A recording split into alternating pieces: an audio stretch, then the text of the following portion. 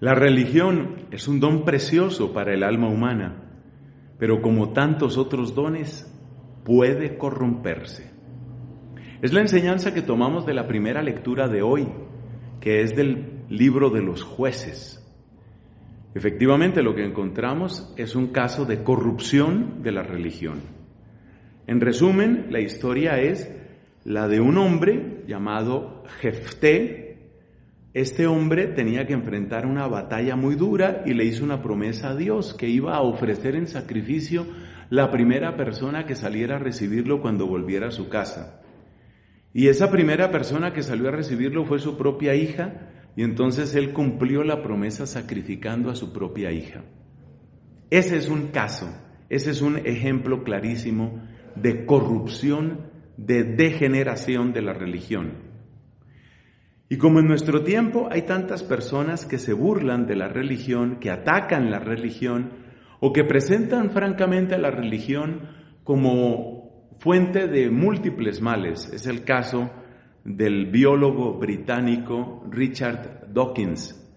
Para Dawkins, la religión es una especie de desgracia o de maldición de la humanidad y realmente nada bueno puede esperarse de ella.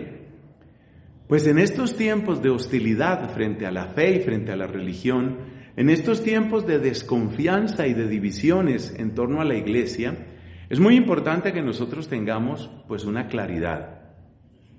¿Cómo se corrompe la religión? Pues saquemos algunas enseñanzas de esa primera lectura. Observemos que Jefté tenía una batalla muy fuerte, como ya dije, una batalla contra un pueblo extranjero que era el pueblo de los amonitas. Y viendo que podía perder esa batalla, él busca el auxilio de Dios. Hasta ahí vamos bien. Pero lo que él le plantea a Dios es una especie de negocio. Tú me ayudas a ganar y yo te ofrezco un sacrificio. Ahí empieza a corromperse la religión. Cuando creemos que las cosas se manejan como si fueran negocios. Es decir, yo le doy a Dios esto, Dios me tiene que dar esto otro. Establecer relaciones de transacción con Dios, establecer la religión como un negocio, ahí está el primer elemento de corrupción. Segundo, démonos cuenta que Jefté, al hacer su promesa, ya está disponiendo de la vida de otra persona. El único dueño de la vida es Dios.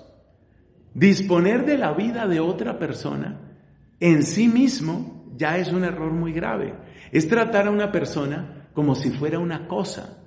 Entonces, el segundo error es perder de vista la dignidad de la persona humana.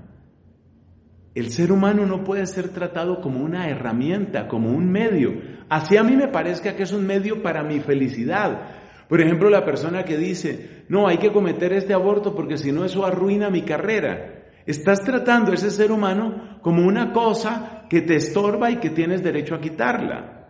Entonces date cuenta, ahí está un segundo error, perder de vista la dignidad de la persona humana. Y el tercer error que quiero destacar es olvidar las prioridades. Recordemos que Dios nos mandó ante todo que le amáramos a Él, pero también nos mandó que amáramos a nuestro prójimo. Eso ya aparece de diversas maneras en la ley de Moisés, ese amor al prójimo, ese ayudar al necesitado, ese compadecerse del que está en una situación de indigencia. Todo lo cual nos indica, pues lo que Cristo después diría clarísimamente, que el mandamiento principal es amar a Dios y que hay otro que también es importante como ese, que es amar al prójimo como a uno mismo. Evidentemente, eso no está presente en el horizonte de Jefté. Jefté no está amando al prójimo. Entonces, resumen, ¿cuáles son estos tres elementos que hemos aprendido? Tres elementos que corrompen la religión. ¿Cuáles son esos tres elementos? Primero, el primer elemento es, corrompemos la religión si pretendemos hacer negocios con Dios.